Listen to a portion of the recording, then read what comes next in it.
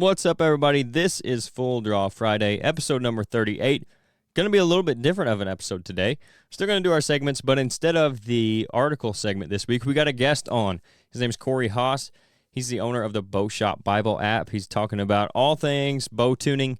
We got into some hunting-specific tuning stuff, arrow setups, broadheads, all that kind of good stuff on that segment of the show today. So really excited about it. We're going to get into a couple other things before that. Before we get into any of it, though, don't forget about our partner on Full Draw Friday, and that is Rodney Hawkins. If you guys are looking for a piece of ground to manage and hunt, Rodney's the guy to talk to. He grew up hunting and fishing in the southern Illinois area, and now he's putting that love for the outdoors into selling recreational properties as a land specialist with Midwest Farm and Land. Midwest Farm and Land isn't your average real estate company. They sold over $85 million worth of ground in 2022 with agents like Rodney all over Illinois. They're really a local company with a national reach. For more info on them or any ground that may be available or getting yours listed, you can contact Rodney at 618-925-3153, and he'll get you taken care of. He's also got his own company called RG Outdoors. He's currently got products from Radix Hunting. He's got Camo Dust, which is an all-natural scent elimination product, and he's got Tacticam trail cameras. So if you guys are interested in any of that, make sure you go to his Facebook page, RG Outdoors, where you can send him a message, or you can contact him at rgoutdoors@yahoo.com, or just call him directly at 618-925-3153, and you can get in any of the stuff that he has in store. Also, our social media is Rich Hunter Outdoors on Facebook and Instagram. We do have a private Facebook group, RHO Podcast Patrons, for exclusive content. And when we do have guests on, when I have enough notice, I can put them on there so you guys can ask them questions specifically. We're going to have Corey back on, hopefully, in the springtime. So if you guys have questions from this episode or later on, about bow tuning or setups or anything like that, I'll give you guys a chance to ask him directly, and I'll ask him on the podcast for you. But that's what that group is good for, the RHO Podcast Patrons group. RichHunterOutdoors.com is our website. We do have apparel on there. We've got food plot seed. We have our all-natural scent products, the tarsal sprays and the calming spray that will be available after the first week of the season. You can follow us on Apple Podcast or Spotify. Leave us reviews there. That helps us out a lot. YouTube, subscribe, like, all that stuff. We're getting really close to the new show that's going to be coming out the second week of the season, the beginning of the second week into the first week, I guess I should say. I'll have more details on when that's going to drop, first episode, and how it's going to go schedule as we get closer. But if you guys want to be the first ones to see it, go to YouTube, Rich Hunter Outdoors, and subscribe to our channel. Also, if you're on the website, or richhunteroutdoors.com, and you see something you like, use the discount code FULLDRAW, that's all caps, no space, and you get 10% off everything in your first order. All that said, let's get into a really good Full Draw Friday. Special guest Corey Haas on this episode.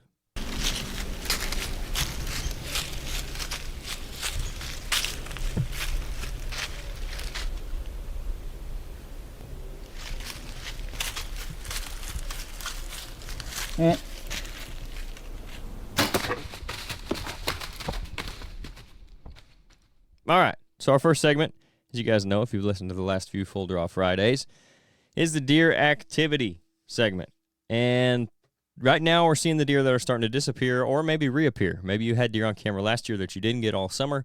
Now you're starting to see them on camera again. Or you had deer on camera all summer and now they're starting to disappear. They are falling into or are falling into their fall patterns, and that's where you're going to have to relocate those cameras potentially and go find them. Or maybe you already have them in those places, and now your cameras are starting to get more active. And you're just going to see that continue to increase over the next couple weeks until they start opening up scrapes really big in the pre-rut. Then you can move your cameras on there, and you'll find more bucks. But as far as the activity update goes, it's going to seem like there's less and less of it, but as October gets closer and as it rolls through, they will be more active in the daylight. Every day they're going to be moving more in the daylight. It just might be closer to their bed. So you might have to adjust your cameras, get them closer to those beds to get the bucks that you're wanting to see. In the legislative news for this week, I saw a post. Actually, Nate had shown me a post where a guy that was doing the drone deer recovery had talked to an officer with the IDNR, and he told him that it is illegal to use drones for deer recovery in Illinois. Now, there's been kind of some debate on that, and it seemed like it was a kind of a subjective thing depending on what game warden you talk to, whether it was legal or illegal. But this guy had stated that he talked to one. He told him it was illegal to use those in Illinois for deer recovery. So, that might change some things if you were planning on using that this year as a backup to not being able to find your deer. Who knows what's going to happen with that in the future, but I thought that was interesting. There's nothing there's nothing, I guess, black and white still on it. This is just kind of hearsay. It was a Facebook post, but I did think it was interesting. It was worth noting. You'll probably see some more stuff coming out of that in the near future as that gains more popularity. Drones are getting used for more and more things. It only makes sense that people are starting to use them for recovering deer, especially the thermal drones. But it's going to be whether or not Illinois decides it's legal or illegal and puts that in black and white one way or the other. I would say that's soon to come. So on to the hunting strategy segment for the week. This is going to go right along with the guest we got on, with what Corey's talking about, and that's shoot your bow. We got a week till season, basically, just over a week until the season starts. You need to be locked in with your equipment, know where you're shooting, know what your effective range is, and we're going to talk about a little bit of that with Corey. But get out there and just shoot your bow. Get those reps in. Make sure everything's locked in. That way, something he said that you're going to hear here in a minute. You want to eliminate your equipment as an excuse for why you either made a poor shot or missed a deer. So part of that is just getting out there and shooting, and now is the time, especially if you haven't started yet. Hopefully you've been shooting your bow already. If you haven't, you got ground to make up. This is the week to do it. Don't wait and go sit in a tree stand without having shot your bow, or the day of, shoot twice and call it good. Get those reps in, get that practice in. That way when it comes down to that last moment, when you're drawing back on that deer, you know the bow is locked in and it's where it needs to be, and that's not going to be an issue for you. So, all that said, we don't have a question for this week, and with the guest on anyway, I think he's going to cover a lot of things that people might have questions on anyway. So, we'll roll into the conversation we had with Corey, and then we will get out of here, get into the weekend, and we'll see you guys on Monday. We got Corey Haas here from the Bow Shop Bible app. How you doing today, Corey? I'm doing pretty good. You? All right, man. Getting closer to season here in Illinois, so we're getting excited about getting out there after them. It sure is. Yeah, it creeps up quicker before you know it. Yeah, I got to get out and do some preliminary stuff in the woods yet, but looking forward to it big time. Yeah, that's kind of where we're at too. I'm just now getting my cell cameras all reset up to get them put out, and then I got a couple stands left to hang. So I'm running out of time, but I'll get them done. So before we get into too much, though, I want to get kind of a short background on you, and then, like I said, you got the Bow Shop Bible app now, but I want to go back, and then how did you get started in archery in the first place? So we were at the Des Plaines Conservation Area up here by the Joliet area. We're doing a pheasant hunt, and my dad's best friend, he found an aluminum arrow with a razorback broadhead attached to it. And back then, us kids rode in the back of the truck. They had a cap on it, but that's where the kids rode back then. So on that whole ride home, I did nothing but study that arrow, and I'm like, man, this is like nothing I've ever seen before. I really want to learn more about it. So I got into archery then. And by the time I was 15, I had my first setup to where I could actually hunt, and have been hunting ever since. So about 32 years in the tree, really. And I've been doing competitive off and on since about 2005. Okay. And I'm really getting more geared up for that this indoor season. So hopefully going to be able to compete with the big boys pretty soon. Yeah, for sure. So what kind of got you into the competitive field? Was it just an itch to do something a little different with archery? You just loved shooting so much you wanted to do that? How'd you kind of get into that? Well, I've always been competitive, raised a baseball player and hockey player, and just that competitive drive. Once I found out that there were 3D shoots and indoors and all that stuff, I wanted to see how good I could do at it, because I felt I could shoot pretty good. So it was a real good test. So yeah, I mean, back then, I'm fortunate enough to have the Joliet Archery Club nearby, and I met some really good mentors there that, kind of taught me things that nobody else would learn without mentorship like that back then. I mean, the internet wasn't what it was back then, what it is today. So it was very nice of me to have those guys that took the time to explain things to me and whatnot. And that kind of like moving forward into the Bow Shop Bible, that's kind of like the drive behind that is to help expedite the learning process for those who aren't fortunate as I was to have those mentors. It's all right there at your fingertips, and definitely expedites the tuning part of the equation. For sure. How did you kind of get into all that side of it with the tuning and all the little intricacies of that? Was that because you started shooting competitively and you just trying to find out how to get that edge, or just kind of becoming part of your equipment, I guess, and seeing how you could get the most out of it. What kind of tripped you into that stuff? Well, I'm gonna have to blame that on Bowtech. So back when I started shooting, I got a 2002 Matthews Conquest 2, Mm-hmm. and I was shooting that for some of the competitive things. But then I wanted to branch out and see what other hunting bows there were out there for 3D and whatnot. And I ended up getting a bunch of different bows, but one of them was the Bowtech Allegiance. Mm-hmm. This was the first year that they came out with the binary cam system, Mm-hmm.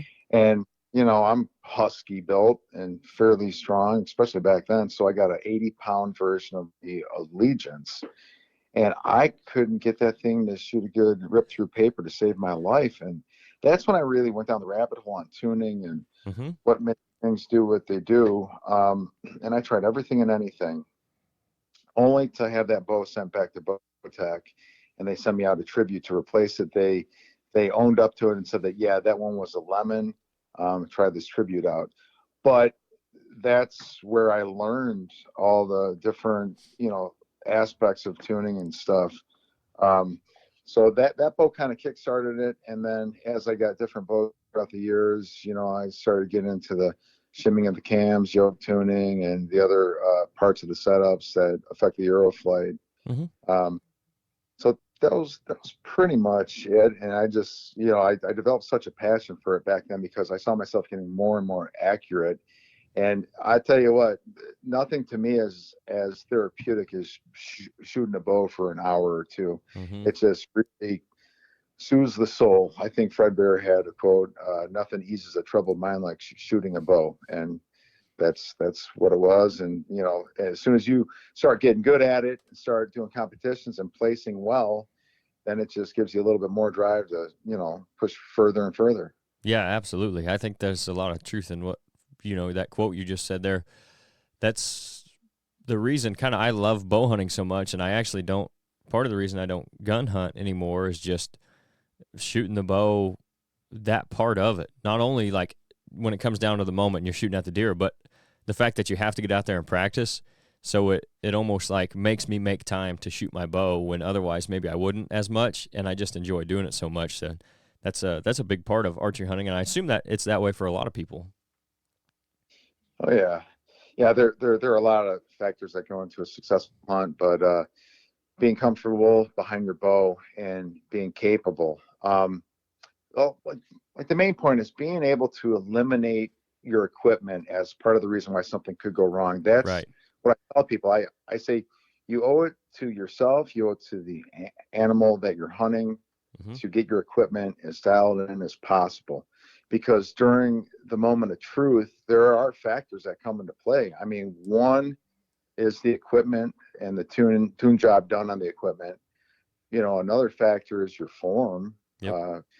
Do you have sound form? Are you executing the shot well? Are you having, because that affects aeroflight as well. Mm-hmm. And then the third one, well, I say 3 out of 4. So the third is the decision making out in the field. So when do you take that shot? Is that animal broadside? If it's quartering towards you, is that a good choice to make? Right. And then the fourth one that really goes unadvertised is did you clear your shooting lanes? How's your stand set up? Because you could Mm-hmm. have all the other 3 factors absolutely perfect. You could be shooting, $half size groups at 60 yards. But if you didn't take the time to get on the woods in September to make sure those shooting lanes are cleared, then it might all be for naught. And that Yep. happened to me a couple of years back. I had a pretty good buck. It was probably up in the, I'd like to say 160s, 170s. And Yeah. I seen him. It was pre-rut. I mean, he mounted a doe right in front of me. I was respectful. I let him finish his business. He walked Right. up yards and he stopped, and I took the shot. I had the GoPro running, and I hit him high. And I'm like, what happened? It ended up being a loin shot. He didn't react to the shot. I know my capabilities, and I know I could beat their reactions Mm-hmm. out to about 35 yards at my speed. Mm-hmm. My effective yardage is 35 yards and closer. And that's actually a calculator inside the Bow Shop Bible app. You can put your arrow speed in. It'll tell you based off of research and the speed of sound and the animal's reaction, how far per your arrow speed can that animal be out there before they realize a shot is taking place. This is an alert deer. Right. They realize the shot's taking place.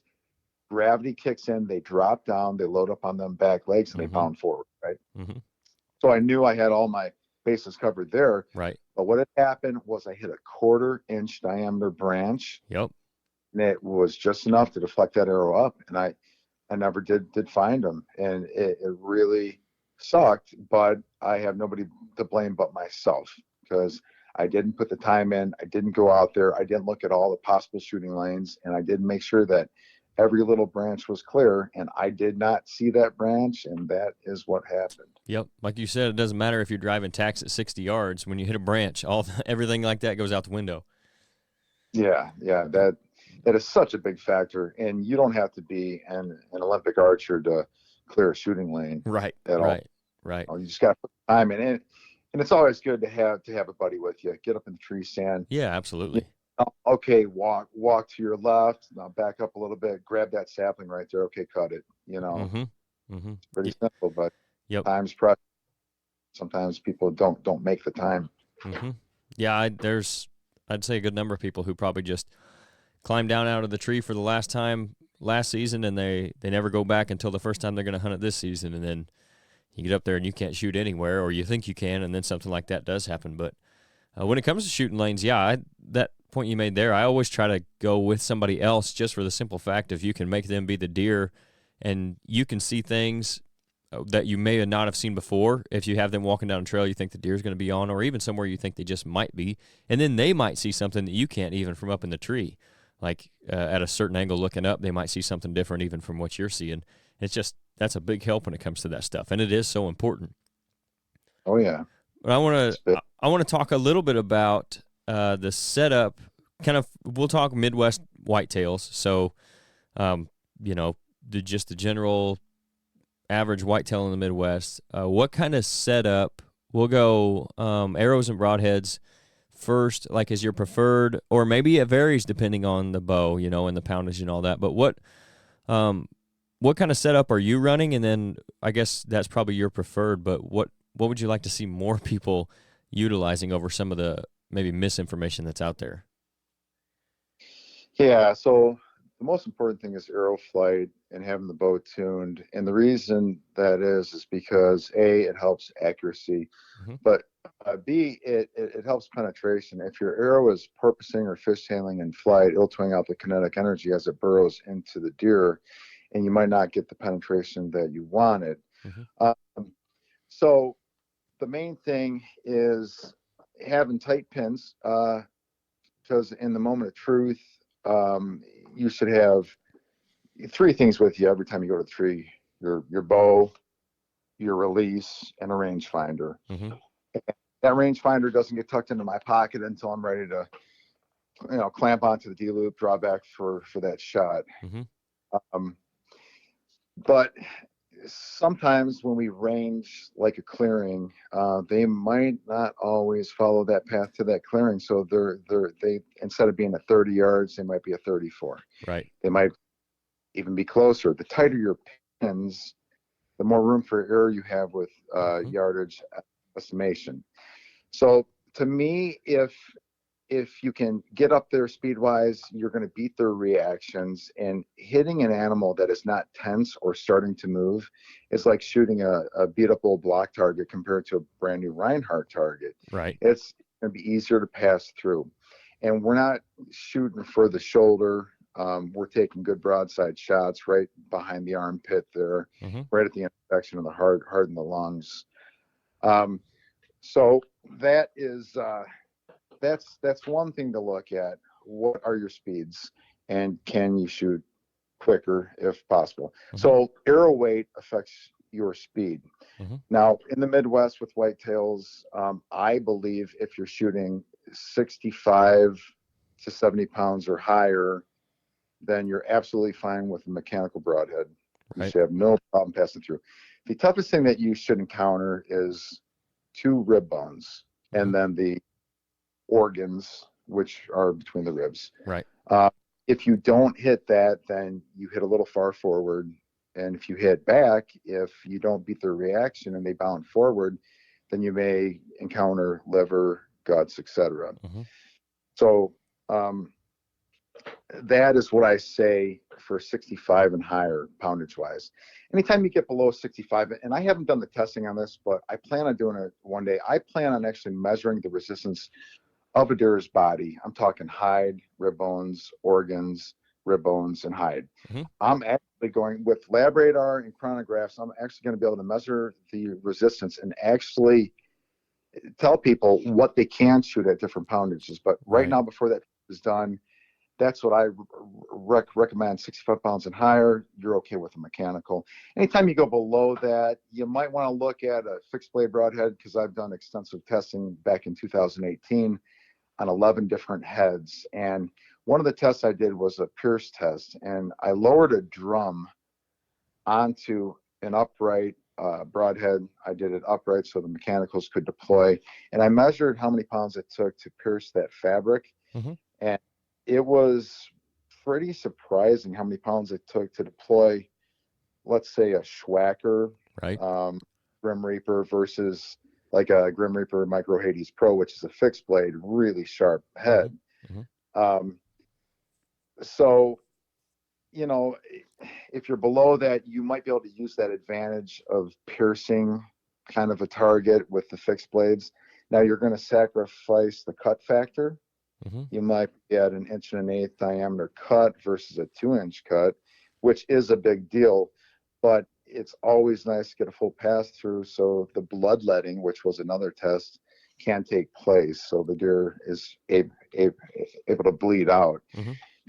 If you hit them kind of high and you don't have a pass through, that blood will pool up, and it's going to make your tracking job really, really tough. Yep.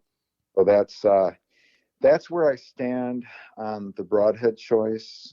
65 pounds and less, I would consider a good fixed blade. 65 pounds higher, you have absolutely no problem with it. Two-blade rage. Two-blade rage is my favorite. Mm-hmm. We lose 8 pounds of, kinetic energy. Let's just say it took 8 pounds to deploy the two-blade rage compared to the Schwacker. It was like 26 pounds. Wow. A lot of the fixed blades were right around a pound.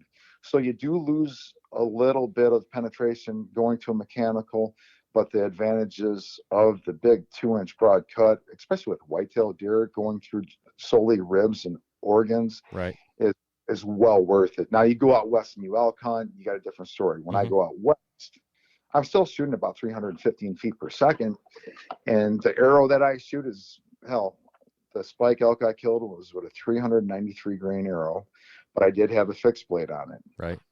And he was kind of quartering away a little bit, and I did bury it into the opposite knuckle of the shoulder. And I don't care what you're shooting, you're not going through that. Yeah, right. But it definitely got the job done. And that was also a situation where I ranged him at 35, but I had to put the rangefinder down, and he kept walking. And by the time he stopped, I wasn't quite sure where he was, but my pins were tight enough to where I was still in the vitals, and he lived for another 14 seconds and just went down. Right. I mean, he went 80 yards or so. It was a great hunt. Yeah, that's what you're looking for on that for sure.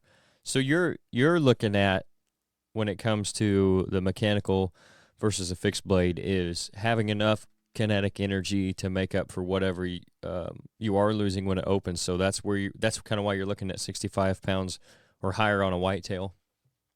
Yeah, and I know that a couple experts in the field, Joel Maxfield for one, I mean, his wife shoots mechanicals at a far lesser draw weight, and they've had tons of success. Mm-hmm. But just to play it safe, and 65 or less, until I do the experiments, I'm going to say, if you're under that 65 pounds, it might be worth your time to get good with the field or the fixed blade broadhead.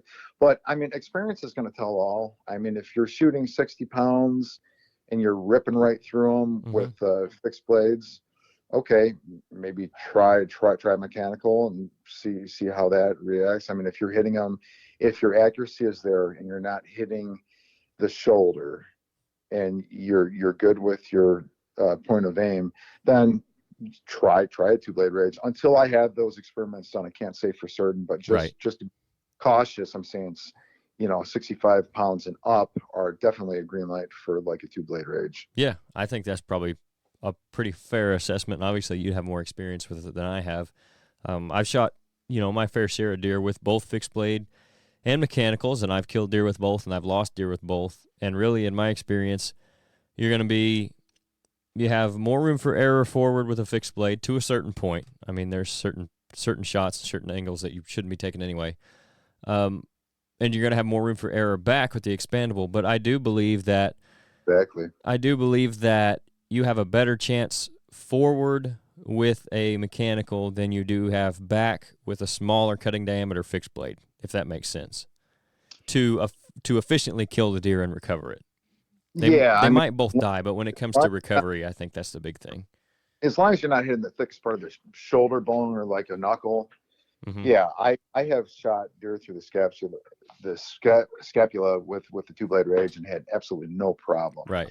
But you are spot on. If you're shooting a tooth of the arrow or a slick trick and you hit them in the liver or you get some guts, yeah, good luck, because you have a very small hole going through it, versus like a 2-inch dagger. Or I say it's like, would you rather be stabbed with a 1-inch dagger or a 2-inch pirate sword? I mean, the pirate sword is going to leave a gash. Yep. And the more you could tear up, the better. And when you do hit them back further, yeah, the 2-inch cut of a mechanical is definitely going to help out.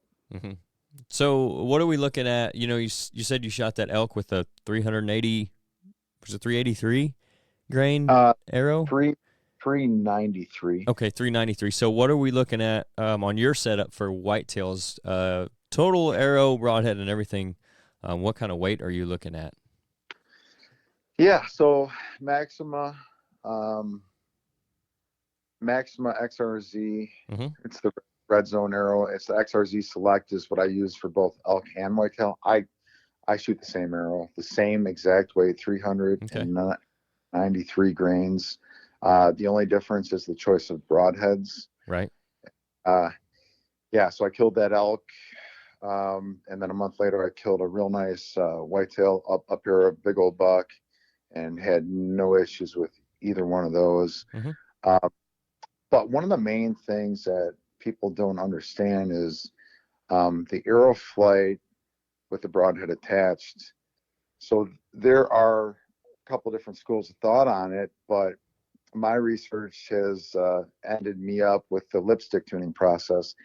So like the old school way is to dial in your broadheads to match the point of impact with your field points. Right. And that is doable. Okay. So, but most guys, when they shoot their field point and then, shoot the broadhead, they're going to see a difference of point of impact. Then they could adjust their equipment to have the points of impact be very close. So what I did is I did just that. And then I took the broadhead arrow and I put it through paper. I knew my field point was perfect bullet hole. Mm-hmm. What I did then is I did my lipstick tuning technique before I even knew that I was going to call it that. I took some lipstick and I put a little dab at the tip of the broadhead, dead center. Mm-hmm. And then I traced the edge of the veins. And I said, okay, they're hitting at the same spot at the range. I want to see how the actual arrow flight is. So I put that broadhead arrow with the aid of the lipstick through paper. And what the lipstick does is it helps you to see exactly where the center of your nock end passes through the paper in relation to the center of your broadhead. Mm-hmm. And what I noticed was, even though I matched the point of impact at 20 yards with my field point, that broadhead flight was not desirable. I had a low right tear about 1.5 inches. And I said, well, why is that? Well, then I came to realize, anytime you put wings on the front of the arrow, it's actually a different arrow. So you might as well paint it a different color. It's going to react differently during the shot. Mm-hmm. Okay. Because there's a lot of left to right movement during the power stroke of the shot, and some corrective, kind of like fishtailing bends when it leaves the string. And when you put blades on the front of it, it resists the air and it's going to fly differently. So with the aid of the lipstick, I then tuned my bow to where I had absolutely perfect broadhead flight. And when you do that, okay, you get that done at about 12 feet.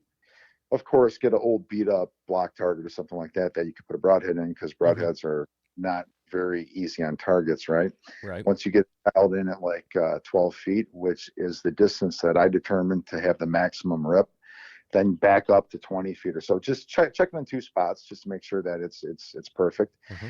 And once you do that, you are going to see tighter groups with your broadheads. You're going to see increased penetration, better distance. I mean, it's going to raise your game big time. And very few people do that. And that's why I'm proud to have that lipstick tuning in the tuning section of the Bow Shop Bible app, because that's going to help people out. And that also completely destroys certain influencers out there that sell tip replacement kits Mm-hmm. as like the means of tuning their equipment. Right. That just throws that right in the garbage, because okay, so what you're doing with tip replacement is you're changing the resistance of that arrow. You're putting more mass at the end of it, Right. and that's gonna change the bend of the arrow during the power stroke. And you may find a spot or a tip weight that gives you the best reaction, and that's what this one particular influencer is really pushing and selling. But the thing is these guys that are new to the sport, or even guys that have been shooting for a long time but just buy into it, Mm-hmm. they go with that. But once they put a broadhead on, and a lot of these guys are shooting like iron wills or some pretty aggressive heads, Right. once they put that on their arrow, then their tune is out the window, because they just changed the arrow completely. Like I said, painted a different color. Yep. And now, if they don't know how to tune, they're going to have erratic broadhead flight, and they're going to need that to be a quote unquote plan B arrow, and they're going to need it to 700 grains, 650 or higher, because they might not hit where they were aiming, or with extra weight, they might not have been inside that effective yardage to where the animal does react, and they hit it. Well, they shouldn't hit it in the shoulder. Most times deer are going to bound forward. But if they're just a lousy shot, and then they're going to need that weight to try to penetrate something. But yeah, I think that's fading away. I think that guy's 15 minutes of fame has been drawn out too long. Yeah. But the way I explained it with the recommendations of heads and having tighter pins and doing the lipstick tuning, I think that's going to set you up for success more than any tip replacement thing from some guy that doesn't really even know much about tuning. Yeah. So that's why it's important to learn how to tune your bow, because when those guys do put the broadheads on, getting back to the tip replacement guys that buy those kits, then they're back to erratic arrow flight, and now you have to tune your bow. So if you have to tune your bow, why not just start off with an arrow that you want to shoot, and learn how to tune your bow and get that perfect flight from the get-go. Shoot a plan A arrow. Yeah. Don't worry about a plan B. Yeah, it's kind of like anything else. If you want the actual good results, you're probably going to have to put in the actual good work to get them. And like what you're talking about, a lot of people think about how a broadhead will cut through an animal or something, but they don't necessarily think about how it cuts through the air, and then that changes it, like you're saying, just painted a different color.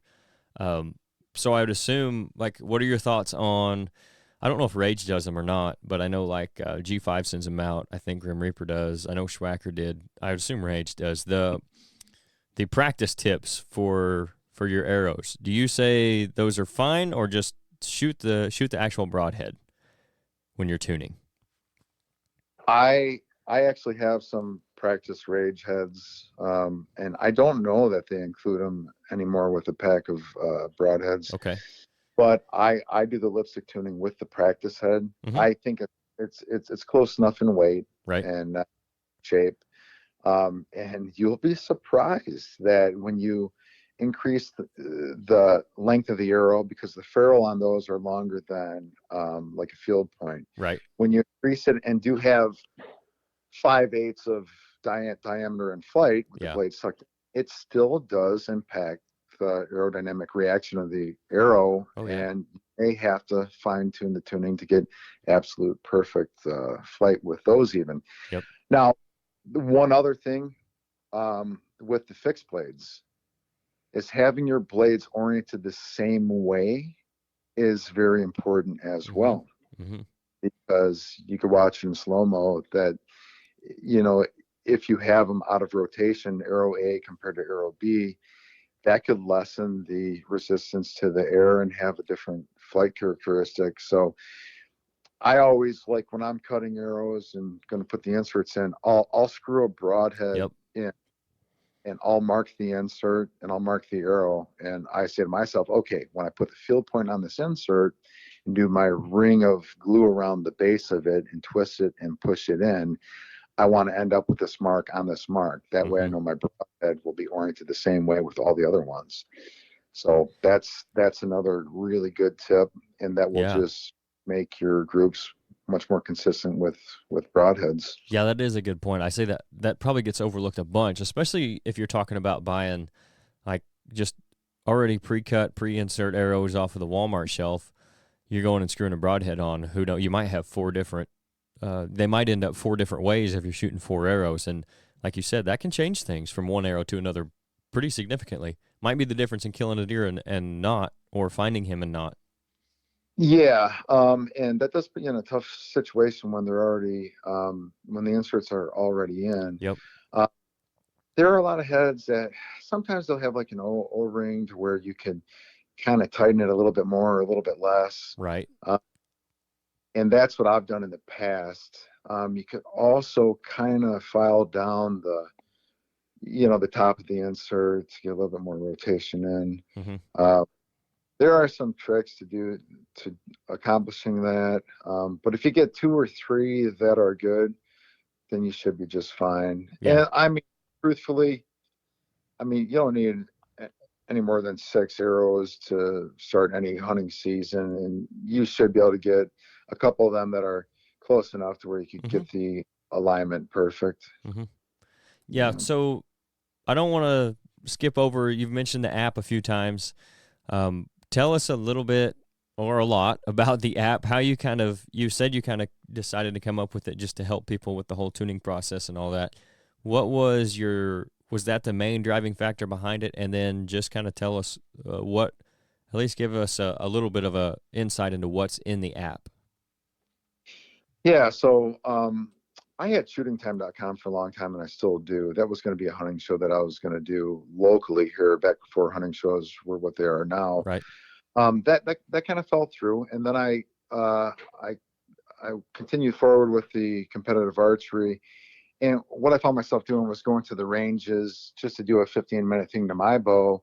And I would see the results of local pro shops guys with bows that were tuned at local pro shops walk in the door, and they weren't set up right. So I ended up, a 15-minute trip to the archery club or the range would end up being an hour and a half. So what I originally did is I put everything that I knew about archery and tuning onto shootingtime.com, which there still are a lot of good tips up there.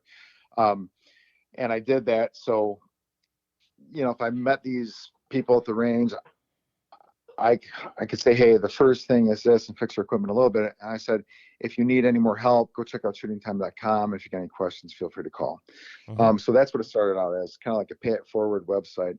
As affiliate marketing websites became more prevalent, I saw my traffic decrease. And right around that same time, I met my developer friend through a friend, and we're having some pizza and some beer, and we're talking about what I do and what he does. And I'm like, dude, I got a great idea for an app. And next thing you know, Bowshot Bible was born. So the main drive behind the Bowshot Bible is to make a more accurate competitive archer and a more lethal hunter out in the field. And that is by checking off one of the boxes that you need to check off each year, and that is mastering the equipment, not having equipment to blame. So the rundown of what's in the app is, first and foremost, the bow spec database. That's a database of bow specs, and for anybody who works on equipment, you need to know the axle length. That's the main thing to get a bow back into spec, but we have the axle length, and we have the brace height and the IBO speeds at a minimum. And with some bows, we have the string and cable lengths.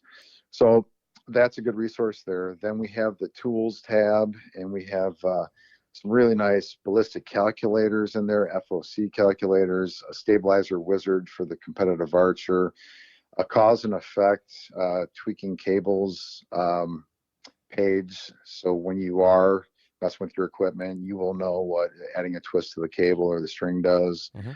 I'm probably missing some things. There's There's a sight tape and pin gap wizard. It's kind of a bare bones thing, but if you set up your bow to be able to hit at 20 and at, like, let's say 60, you could take a piece of paper, transfer those marks, and use that tool to fill in the rest of the yardages. And then one of the latest additions is that effective yardage calculator. So that's very, very important. We've already touched, but you will be able to put your speed in there, and it uses a formula with the speed of sound and the speed of the arrow and the average reaction time of a white-tailed deer. We've got that at about a quarter of a second, and that can be adjustable if you're hunting Hawaii for access deer or going out west for elk, down in Texas where they might be a little more skittish around feeders. So that's going to give you a good idea of, how far is safe to take a shot. Now, nothing is ever 100%, but that's going to give you a good idea. And if you're armed with at least that, you're going to have a better chance than some guy that just doesn't know, because you could have new guy that goes out there and he's got a buck slowly following a doe and he's at like 40 yards and he's got to stop him. So does that mat or whistles, and he stops 40, he's already drawn back, but little did he know that that's outside his effective yardage. And by the time the arrow gets there, that deer has dropped and bounded forward, and now he's got a gut shot deer. So that should be an eye opener for a lot of guys going out into the field. Now, below that on the app, we have archery knots. We cover every knot that you need to know how to tie. There's animated GIFs and videos on most of the knots. And then you got your installations. It shows you the proper way to install everything that you can put on the bow. And there's a very nice section on first, second, and third axis of your sight and how to set them properly. Then we jump into one of the best sections of the app is the tuning section. So that we cover every aspect of tuning. I mean, it goes down into some very fine tuning processes like creep tuning and torque tuning, but and I just put a walkthrough video at the beginning of that, and that should explain that section. There are a few really good links in there, and one of them is understanding arrow flight. And what that does is about an 18-minute video that breaks down everything that we could do to the bow or the arrow and how it affects the dynamic reaction of the arrow in flight. And it shows it at 1,000 frames a second. So that's the tricky thing about archery is, like, you shoot through paper and you get a certain rip, and you're supposed to move the rest this way or that way, or shim the cams this way or that way, but you don't understand why, because it happens so fast you can't see it. So what this does is it breaks it down, and you could actually see what's actually going on. So you not only know what to do, but you understand why you're doing it. So that's a nice thing there in the tuning section. There's a bow tuning timeline that chronologically breaks down the process, and everything in there that's in bold is actually in the app. So that's just a great reference there. And then at the bottom of the page, there is the broadhead tuning, and that's where we go over the two different methods of dialing in your broadhead arrow at the range, and then with the lipstick tuning. So we show you the old school way of how to force it to have the same point of impact as a field point, but then we show the preferred way of the lipstick tuning, and that for anybody that's going to get out and hunt, man, that is a must see right there. Yeah, absolutely. Now, below the tuning section is the arrow section, and we cover everything and anything related to dynamic reaction of the arrow and arrow building and the 3 different software programs that are out there. There's tutorials on it. We really take the mystique out of it and show you how to record the data and how to build that perfect arrow. Either the program perfect method, to where the program says, okay, this length with this tip weight, this should react perfect for your bow. Or we start with that and we do a cut and trim method, to where we really, really dial that arrow in to your particular setup.